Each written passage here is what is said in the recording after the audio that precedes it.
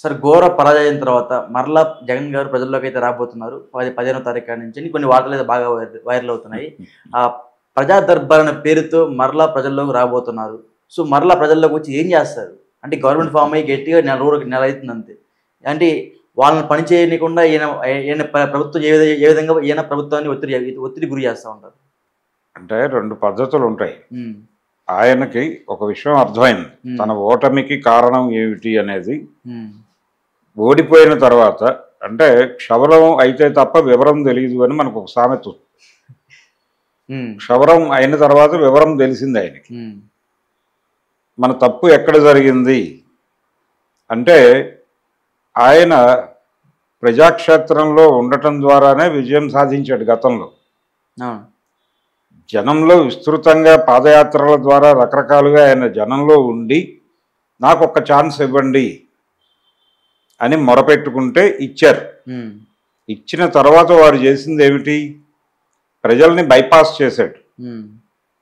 ఆయన ముఖ్యమంత్రిగా ఉన్న రోజుల్లో జనంలోకి వెళ్ళింది ఎప్పుడు ఎన్నికల సమయంలో సిద్ధం అనే సభల ద్వారా జనం ముందుకు వెళ్ళాడు తప్ప అప్పటి వరకు జనంతో కాంట్రాక్ట్ లేదు. ఆయన ఎవరైనా కలవడానికి వచ్చినా ఆయన అనుమతించలేదు. ఎవరికి యాక్సెస్ లేదు.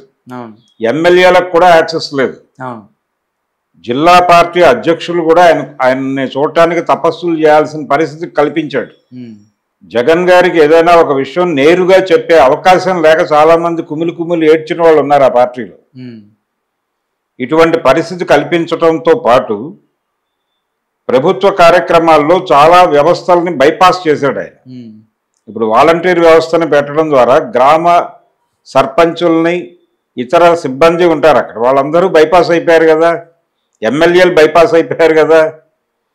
నేరుగా జగను, మీటా, వాలంటీరు ఈ 3 తప్ప ఇంకేం లేదు అక్కడ పరిపాలన. పరిపాలన అనగా గదిలో కూర్చుని మీట నొక్కుట, అక్కడ డబ్బులు తీసుకెళ్ళి డెలివరీ చేయుట, ఇదే అనుకున్నాడు ఆయన. అక్కడ వరకు కన్ఫైన్ అయిపోయి మిగిలిన వ్యవహారాలు పట్టించుకోవాలి. డబ్బులు ఇచ్చినప్పుడు ఓటు ఎందుకు వేయరు అని ఒక అమాయకపు మొండి పట్టుదల పెట్టుకుని ఇదే మన గెలిపిస్తుంది. చివరి వరకు అదే నమ్మాడు ఆయన. నేను మీట నొక్కాను, ఇప్పటికీ అదే మాట్లాడతాడు అమాయకంగా. నేను మీట నొక్కాను, నాకు ఓట్లు పడలేదు, గోల్ తప్ప. ఓడిపోయిన తర్వాత కూడా ఆయన కొత్త మాట చెప్పట్లా, అదే మాట. నేను మీట నొక్కాను, నాకు ఓటు పడలేదు అనే ఏడుపు తప్ప ఇంకేమైనా ఉందో? జగన్మోహన్ రెడ్డి 4 సార్లు జనం ముందుకు వచ్చాడు. ఓడిపోయిన రోజు ఒక కన్ఫెసివ్ స్టేట్మెంట్ ఇచ్చాడు ఆయన మీడియా ముందుకు వచ్చి. అందులో కూడా కొత్త మాట లేదు, కన్ఫెషన్ లేదు, ఆత్మ పరిశీలన లేదు, సెల్ఫ్ క్రిటిసిజం లేదు. మొండి ధోరణి, రొడ్డ ధోరణి తప్ప ఇంకోటి కనిపించలేదు ఆ రోజు ప్రెస్ మీట్లో. అది అయిపోయింది. తర్వాత ఎమ్మెల్సీలను కూర్చోబెట్టి మాట్లాడాడు. ఆ వీడియో కూడా మనం చూసాం. దానిలో కూడా ఎక్కడ కన్ఫెసివ్ టోన్ లేదు, బుల్డోజింగ్ టోనే ఉంది. నేను మీట నొక్కాను, నాకు ఓట్లు పడలేదు, గోలే. అది అయిపోయింది. ఓకే, అప్పటికైనా తెలుసుకుంటాడు అనుకున్నారు జనాలు. నేను వ్యవస్థల్ని బైపాస్ చేశాను, జనాల్ని బైపాస్ చేశాను, వీళ్ళందరూ నిరుత్సాహంతో ఉన్నారు, వాళ్ళని రెగ్యులర్గా కలవకపోవడం తప్పే, నేను తప్పు చేశాను, నాకు మీ బిడ్డకి మీరు గుణపాఠం నేర్పారు, మీ బిడ్డ గుణపాఠాన్ని తీసుకుంటున్నాడు కాబట్టి భవిష్యత్తులో ఆ తప్పు జరగదు. నేను తప్పు చేశాను, దానికి మీరు శిక్ష వేశారు, నేను దాన్ని గుర్తించాను అని కన్ఫెస్ అయితే తప్ప జనం అతనితో ఉండరు. ఆ కన్ఫెస్ అవ్వాలి అతను. అది ఫస్ట్ డేనే అయి ఉండాలి. ఇప్పుడు ప్రజారాజ్యం పార్టీ ఓడిపోయినప్పుడు చిరంజీవి కూడా ప్రెస్ మీట్ పెట్టాడు ఇమ్మీడియట్గా. ఓటమిని నేను అంగీకరిస్తున్నాను అని చెప్పాడు. నేను 150 సీట్లు వస్తాయనుకున్నా, ప్రజలు ఈ 15 అంతా ఇచ్చారు, ఆ 0 తీసేసి ఇచ్చారు, 18. దీన్ని అంగీకరిస్తున్నా, నేను పెద్ద ఎత్తున స్వాగతిస్తున్నాననే పదం వాడాడు ఆయన ఆ రోజు ప్రెస్ మీట్లో. కాబట్టి కన్ఫెస్ అవ్వకుండా ఇప్పుడు ఆయన జనంలోకి వెళ్ళి ఆయన రకరకాలుగా చెప్పాడు. ఏది పరామర్శ యాత్ర చేస్తారన్నాడు. కూటమి గెలిచిన క్షణం నుంచి వైఎస్ఆర్సీపీ కార్యకర్తల మీద దాడులు జరిగిన మాట వాస్తవం. ఒక కర్నూలు జిల్లాలో మాత్రమే తెలుగుదేశం పార్టీ మీద వైసీపీ కార్యకర్తలు దాడి చేశారు. మిగిలిన అన్ని చోట్ల కూడా వీళ్ళే దాడి చేశారు. వాళ్ళు చాలా ఓపెన్గా విజయవాడ సెషన్స్ కోర్టు ఆవరణలో వైఎస్ఆర్సీపీ కార్యకర్తను కొట్టారు తెలుగుదేశం వాళ్ళు. కోర్టు ఆవరణలో అంటే ఒక అణచివేతకి గురయ్యాం మేము. ఆ అణచివేతలో నుంచి ఒక్కసారి మాకు పవర్ రాగానే అది మాకు తెలియకుండానే కొన్ని పనులు జరిగిపోయినాయి అన్నట్టుగా మాట్లాడారు నాయకులు. నువ్వు కంట్రోల్ చేయాలి కదా, నువ్వు వదిలిపడేసి. ఇప్పుడు ఎలా తయారైందంటే తెలుగుదేశం పార్టీ పరిస్థితి, దక్కన్ క్రానికల్ ఆఫీస్ మీద దాడి చేశారు విశాఖలో. దక్కన్ క్రానికల్ ఆఫీస్ మీద దాడి చేసి ఆ బోర్డు మీద ఎక్కి దాన్ని బద్దలు కొట్టి, దాని అద్దాలు పాల్గొట్టి, అక్షరాలు పీకేసి లోపలికి వెళ్ళి అద్దాలు పాల్గొట్టి దక్కన్ క్రానికల్ కాపీస్ తీసుకొచ్చి రోడ్డు మీద వేసి చింపి ఇంత రచ్చ చేశారు కదా 2 days బ్యాక్. ఎందుకు చేశారు? విశాఖ ఉక్కు వ్యవహారానికి సంబంధించి కుమారస్వామి పర్యటన ఉంది అక్కడికి. ఆ పర్యటనకు సంబంధించిన స్టోరీ క్రానికల్లో వచ్చింది. క్రానికల్ ఒక్కదానిలోనే వచ్చిందని వీళ్ళు అనుకుంటున్నారు. ఫైనాన్షియల్ ఎక్స్ప్రెస్లో కూడా వచ్చింది అదే స్టోరీ. జ్ఞానం ఉండాలి కదా, రోజు పేపర్ చదవాలిగా, నువ్వు పాలిటిక్స్లో ఉండి. ఫైనాన్షియల్ ఎక్స్ప్రెస్లో కూడా ఇదే అభిప్రాయం వ్యక్తమైంది. ఏం చెప్పారు వాళ్ళు? ప్రభుత్వం డిజిన్వెస్ట్మెంట్ని చాలా కీలకంగా భావిస్తోంది కేంద్ర ప్రభుత్వం. డిజిన్వెస్ట్మెంట్ దగ్గర సెంటిమెంట్లు పనిచేయవు. కాబట్టి వైజాగ్ స్టీల్ ప్లాంట్ విషయంలో సెంటిమెంట్స్ని గౌరవించి యూటర్న్ తీసుకోవటం అనేది కుదిరే అవకాశంలా కనిపించడం లేదు అని రాశారు. అది అభ్యంతరం అయిపోయింది వాళ్ళకి. వెళ్ళిపోయి కొట్టేశారు ఆఫీస్ మీద పడి. రెండో వైపు తెలుగుదేశం పార్టీ కేంద్ర కార్యాలయం మీద దారుణంగా పాశవికంగా దాడి చేశారనేమో ఇక్కడ సజ్జల రామకృష్ణారెడ్డి మీద కేసు పెట్టడానికి ప్రిపేర్ అయ్యారు. అంటే పోలీసుల్ని వెనక్కి తీసుకుని కార్యకర్తలను రెచ్చగొట్టాడు అనేది ఆయన మీద ఎలిగేషన్. సజ్జల మీద. నీ కార్యాలయం మీద దాడి ఒకటి, క్రానికల్ మీద దాడి ఒకటిగా చూస్తే అలాగా నువ్వేమో దాడులు చేయొచ్చా? అవతలోడేమో చేతులు కట్టు కూర్చోవాలంటే ఎట్లా కుదురుతుంది? అందరూ చేతులు కట్టుకొని కూర్చోవాలి. దాడులు చేయటం ఏంటి? నీ క్రానికల్ మీద చిరాకు ఉంటే ప్రెస్ మీట్ పెట్టి తిట్టు, లేకపోతే దాని ఆఫీస్ ముందుకెళ్ళి ధర్నా చేయి. ఏ ఆధారాలతో నువ్వు అది రాసావో చెప్పు అని అడుగు. వెళ్ళి కొట్టడం ఏంటి? ఒకవేళ రాసిన ఆయనకి 70 ఏళ్ళు ఉంటాయి, ఆ వార్త రాసిన ఆయనకి. ఆయన దొరికితే, ఆయన 2 పీకితే, ఆయన ఏదైనా అయితే ఎవరు జవాబుదారీ? ఆయన రిటైర్డ్ జర్నలిస్టు, ఆయన రాస్తూ ఉంటాడు. ఆయన అభిప్రాయంగా రాశాడు, దాన్ని పట్టుకుని వెళ్ళిపోయి ఈయన రాశాడని ఎవరైనా చెప్తే ఆయన కొడితే ఏంటి పరిస్థితి? తప్పే కదా. కాబట్టి తెలుగుదేశం పార్టీ వ్యవహార శైలిలో వైఎస్ఆర్సీపీ కార్యకర్తల మీద దాడులు జరిగిన మాట వాస్తవం లేదని చెప్పినప్పటికీ జరిగినాయి. వాళ్ళని ఓదార్చడానికి నేను ఓదార్పు యాత్ర లాగా పరామర్శ యాత్ర చేస్తారన్నాడు ఈ పెద్ద మనిషి జగన్మోహన్ రెడ్డి. ఈ పరామర్శ యాత్ర కూడా వెళ్ళి వాళ్ళని ఏదో, అది కూడా జరిగింది. ఒక మనిషిని వెళ్ళి ఆయన ఓదార్చి వచ్చాడు, పరామర్శించి వచ్చాడుగా, ఒక దెబ్బలు తిన్నటువంటి పేషెంట్ని. అవును, అక్కడ వరకు ఓకే, బాగానే ఉంది. నువ్వు జనంలోకి వెళ్తావు, ఏం చెప్తావు జనాలకు? మళ్ళీ నేను మీట నొక్కాను, నువ్వు ఓటు వేయలేదంటే కొడతారు కదా వాళ్ళు. ఇలా 10 సార్లు అంటే అసలు మీట ఎక్కడి నుంచి నొక్కావు నువ్వు? ఎవరి డబ్బులతో నొక్కావు? మీట నొక్కితే మా అకౌంట్లో పడ్డ డబ్బులు ఎవరివి? నీవే. నువ్వు 1,00,000 కోట్లు తినేసావని నీ మీద ఒక ఆరోపణ ఉంది, అది ప్రూవ్ కాలేదు, అది వేరే గొడవ. ఆ 1,00,000 కోట్ల నుంచి మా ఏమన్నా పెట్టావా అని అడిగారు అనుకోండి జనాలు, ఏంటి పరిస్థితి?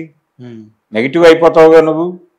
అందుకని జగన్మోహన్ రెడ్డి వెళ్ళి ఇప్పుడు చేయవలసిన పని ఏమిటంటే, జనంలోకి వెళ్ళటం మంచిదే, వెళ్ళిన తర్వాత తను కన్ఫెసివ్ టోన్లోకి మారాలి. మీట అనే మాట మానేయాలి. ఆయన మీట అనే మాట వాడకూడదు, మర్చిపోవాలి. ఇప్పటికీ అదే మాట్లాడుతున్నారు వాళ్ళు. ఆయన ఒకటే కాదు, పేరుని నాని నిన్న ప్రెస్ మీట్ పెట్టాడు, దాంట్లో కూడా ఈ మీట ప్రస్తావన తెచ్చాడు ఆయన.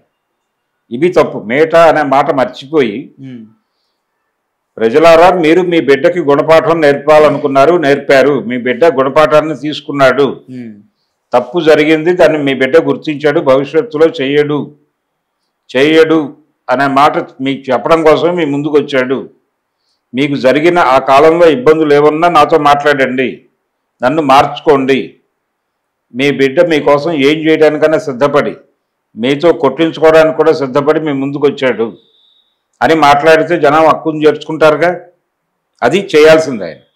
అది తప్ప ఏం మాట్లాడినా ఈ ఈ యాత్ర ఏదైతే చెప్తున్నాడో ఆయన ప్రజా దర్బారా లేకపోతే పరామర్శ యాత్ర ఏదైనా చెప్పని అది వర్కౌట్ అవుతుంది. కన్ఫెసివ్ టోను,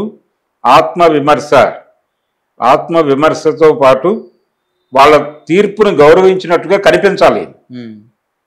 మీ జడ్జిమెంటు మీరు మీ బిడ్డకి గుణపాఠం నేర్పడానికి ఇచ్చినట్టుగా భావిస్తున్నాడు మీ బిడ్డ అని చెప్పాలి.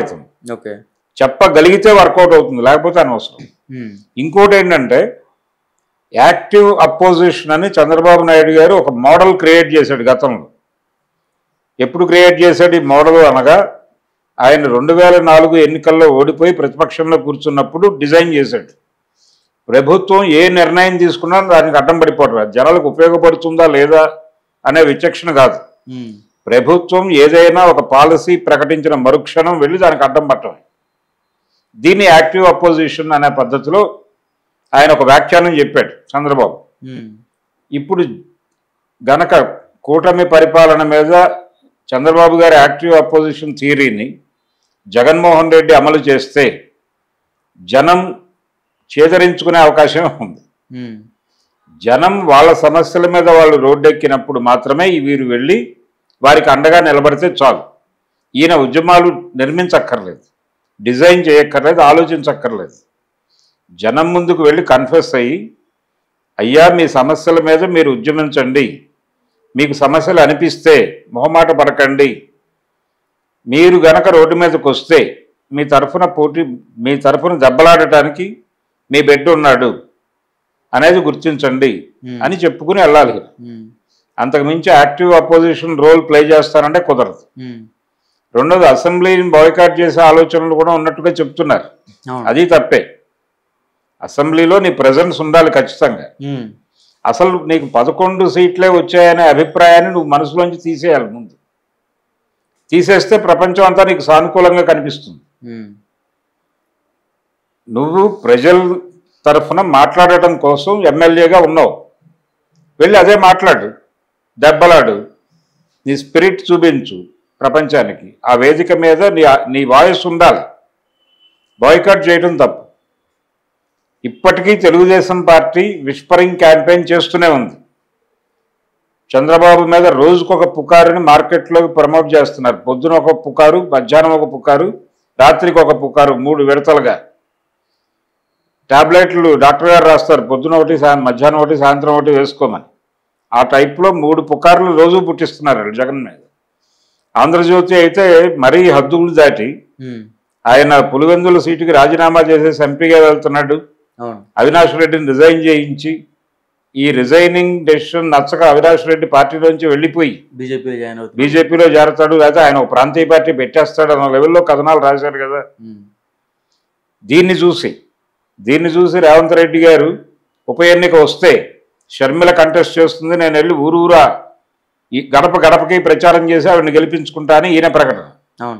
అదేమో స్పెక్యులేటివ్ స్టోరీ, కుక్కుడు స్టోరీ, వండిన వార్త. అది ఆధారం లేకుండా అవతల వాళ్ళ మీద బురద వేయటం కోసమే కొన్ని వార్తలు వండుతున్నారు. అలా వండిన వార్త పట్టుకుని నువ్వు సీఎం అయి ఉండి అధికారికంగా మైక్ తీసుకుని ఎలా మాట్లాడతాడు ఆయన? తప్పు కదా. దానికి కన్ఫెస్ అవ్వాలి అతను. ప్రజలకి క్షమాపణ చెప్పాల్సిన అవసరం ఉంది అతను రేవంత్ రెడ్డి. అది పక్కన పెట్టేస్తే మళ్ళీ మనం జగన్మోహన్ రెడ్డి వ్యవహారానికే వస్తే ఇన్ని కాన్స్పిరసీస్ జరుగుతున్నాయి అతని చుట్టూ. వేటిని పట్టించుకున్నట్టుగా కనిపించట్లేదు అతను. ఈ రోజుకి అదే ఇన్నోసెన్స్తో ఉన్నాడు.